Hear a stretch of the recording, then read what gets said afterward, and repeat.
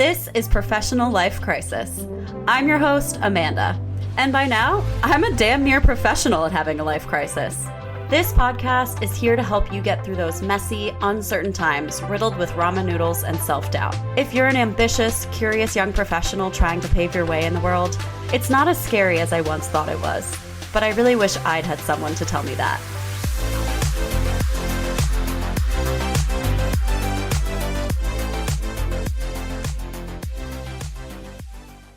Hey there! Welcome back to another episode of Professional Life Crisis.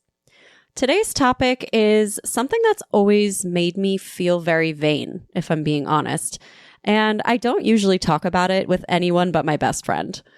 It's something that I've personally been really victim to, and that is the question, why am I so hung up on my value as a person in direct correlation to my salary? I want to talk about this topic because not only did I want to research and learn more about it myself, but I feel like also some of you overachievers out there must be having similar thoughts. And I want to help myself and you detach our self-image from our jobs and place less value on ourselves as people depending on how much money we make. I think I had a pretty set belief system about this before working in the startup world and well before getting laid off. The more money you make, the more opportunities you have to have nice things, live a comfortable life, and not spend time worrying about whether you can afford to take another YOLO trip this year. So to me, more money always equaled good.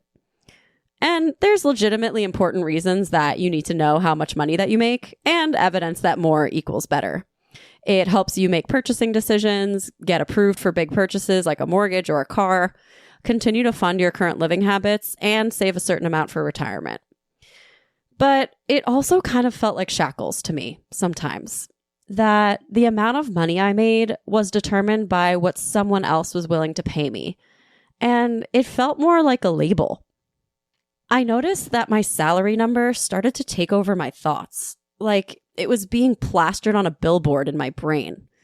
I would see the visual of it, and I would hear myself saying the number in my head. I would think about it far too often than I think anyone should. And I do still think that money is important, and I like having more of it rather than less. But it shouldn't directly equate to the feelings of worthiness that I have about myself. And I don't think that it should contribute to the feelings of worthiness that you have about yourself. Now that I got laid off and my salary billboard was essentially bulldozed in one 7-minute conversation, I think I'm moving towards a bit of a different view. And not to say that I'm 100% there yet, but I'm doing freelance marketing consulting now for a few startups. So I genuinely don't know what my 2024 quote unquote salary will be. For now, I know that I make enough to pay my mortgage and to continue to live a similar lifestyle. So that all seems positive. And honestly, it's a little freeing. Getting laid off makes you realize that your salary is not a guarantee. It's only for as long as you work at that company, and sometimes that's determined by you. But unfortunately, sometimes it's determined by them. On this little journey of self-discovery that I went on, I decided that I wanted to know more about the psychology of why I felt so tied to my salary. So I did a bit of research, and I'm talking we went all the way back to JSTOR, baby. Remember using that site for research in high school? LOL. There's a lot of great research that I included in this episode, so I'm going to link the references in the show notes. Let's get into what I found. Starting off, I thought it was important to dive into the different elements of self-worth and whether any of that is inherently tied to your salary or your contributions to your job. So, here's the research. Self-worth refers to the inherent value and respect that you hold for yourself as a person. It's an internal measure of your own significance, dignity, and deserving of positive treatment and experiences. Isn't that shitty? Self-worth is often linked to your sense of identity, confidence, and belief in your own capabilities. Key aspects of self-worth include 6 things. Let's go down the list. Number 1, inherent value. Self-worth is not contingent on external achievements, appearances, or others' opinions. It's a recognition of your intrinsic value as a human being. Number 2, self-respect. People with a healthy dose of self-worth tend to treat themselves with kindness and respect. They prioritize their well-being and they set boundaries in relationships and activities. Number 3, confidence. A positive sense of self-worth is often associated with confidence and a belief in your abilities. It involves trusting yourself to navigate challenges and pursue your goals. Number 4, acceptance. Embracing your strengths and weaknesses without harsh self-judgment. It involves acknowledging imperfections and understanding that they do not diminish your overall value. Number 5, independence. People with a strong sense of self-worth are less likely to seek validation solely from external sources. While external affirmation can be valuable, it's not the sole determinant of their self-esteem. And lastly, number 6, resilience. Individuals with a healthy self-worth are generally more resilient in the face of setbacks. They can bounce back from failures and they view challenges as opportunities for growth rather than reflections of their worth. Now that we've gone through the whole list, you'll notice accomplishments are nowhere on this list. Literally, it's called out as not being on the list. Yet, I know so many people, including myself, who value themselves much to do with how much money they make, which is a proxy for your accomplishments in this world. And why is that? So I dug a little deeper to find out where this deep-rooted connection between money and self-worth came from. And I'm going to try to make sense of this list as we go through it together.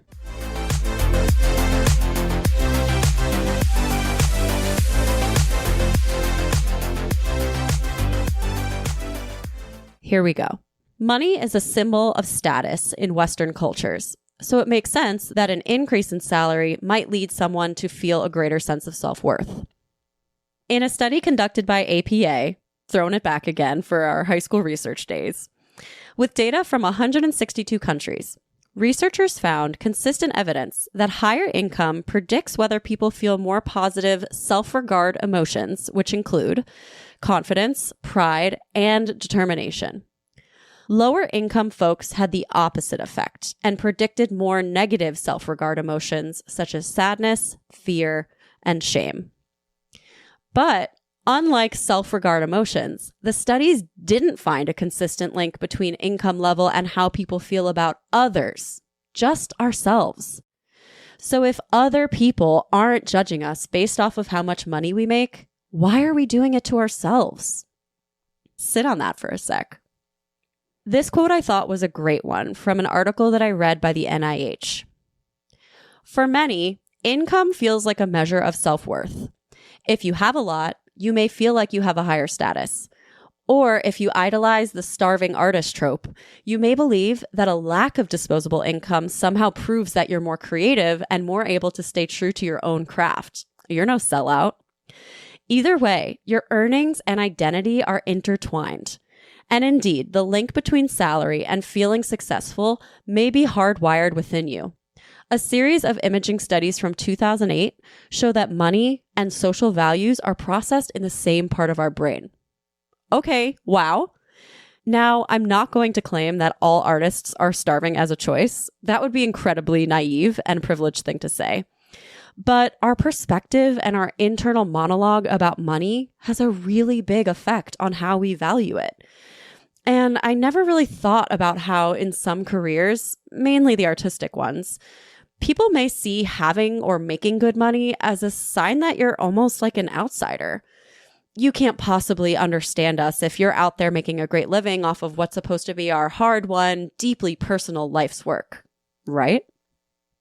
Amanda Clayman, a well-regarded financial coach, and I mean, not saying she's credible because her name's Amanda, but also not saying that, said something that I really loved on her website. If you're constantly comparing yourself to others, your identity is never truly stable. I know you can't see me right now, but I'm doing the mind blown emoji on my face right now. Like, oh shit. So now that I don't know how much money I'm going to make in the new year, I also don't know how to value myself. I mean, talk about spiraling. We are going down the rabbit hole. Here's another great quote. Not only is our income framing the way we think about our status, but the stuff we buy is linked to our sense of identity.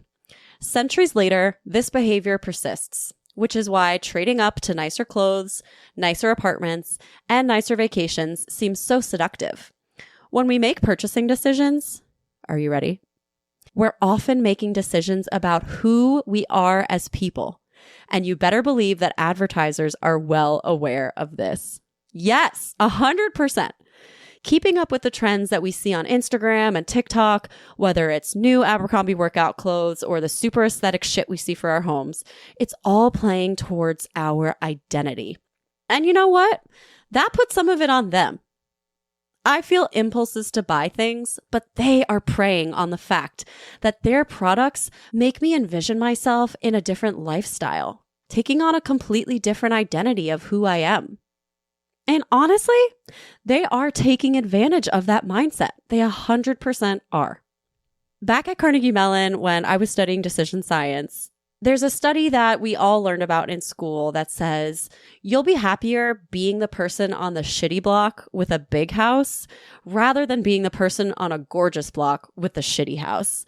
It's all about this sense of comparison to the people around you, and that if you're constantly seeing people with more, with better, with fancier things, you're going to feel less and less good about yourself and the things that you have. The last research topic that I want to dive into is about friendships. This quote says, "Those whose income ranked higher than others of the same age, gender, or religion were more likely to report feeling happy, excited, or smiling the previous day." So, does that mean we should be hanging out with people who make less money than us? I mean, I'm not saying that you should go out and find a bunch of poor friends. That's ridiculous. And don't trade your great friends just because of how much money they do or they don't make. But honestly, keep this in mind. If you notice that you've been hanging around with a bunch of rich people trying to play that game of keeping up with the Kardashians, like they're always wanting to go out for expensive dinners and rounds of drinks, and you're feeling like you're drowning just to keep up with them. And I mean, if after hanging out with them, you often go home feeling worse about yourself than when you started, maybe you should pay attention to how different people and different experiences make you feel, both in the moment and after the fact. So after going through all the research, I was thinking to myself, what can we do about this? These are some of the things that I brainstormed based on what I learned and also what I know to be true about myself. The first thing, I think we should be intentional about who we're hanging out with and how we feel after hanging out with them. If they make you feel inadequate, get the fuck out of there. You can have friends that make you feel good about yourself. And I think it's important to focus on finding the people who do. The second thing, which I think is way easier said than done, but we need to redefine our values based on traits instead of things, right? Like, I need to value myself based on my warmth, my inclusivity, my sense of humor, rather than the fact that I drive a Mercedes and bought a house. It's just not the most important or interesting things about me, and it's not the things that I should focus on when I reflect about my self-worth. The third thing, I think how you grew up shapes your view of money. Now, I'm not a therapist, but there's definitely some theories about how the internal narrative that we carry about money is largely because of our parents. And that the type of lifestyle that we lived and the way that our parents talked about money really affected how we internalized money growing up. So I don't know, maybe there's some great therapy exercises that you can do to get to the root of that. Like I said, I'm not claiming to be a therapist, but I know there's something there. Number 4. I think we have to reshape this thought about how money has some inherent sense of value. Money is not good and money is not evil. It's a tool and it provides for certain things. But at the end of the day, it's just tokens and we get to redeem those tokens for stuff. And if we don't focus so much of our lives on stuff, do we need so many tokens? So that's where I got between my research and my own learnings about myself. But I'm so curious what you think about this topic. And I would love for you to send me a message on Instagram at Professional Life Crisis and let me know if you relate to any of these thoughts that I just very vulnerably expressed about myself and my salary and my self-worth. I feel like the first step in breaking these stigmas is to talk about them and to relate to other people and understand that we all have a different experience when it comes to money and self-worth and self-value. So please, I hope you'll reach out. I would love to chat about this more. I'm just so interested, and I'm sure this will not be the only episode that I do on the topic. Thank you so much for spending a little bit of your day with me and going into a little bit of a vulnerable territory. If you enjoyed this episode, please leave it a 5-star review on Apple or Spotify or wherever you listen to your podcasts. And like I said, shoot me a message. I'm super curious to talk more about this topic. I can't wait to see you all in the next episode. Cheers.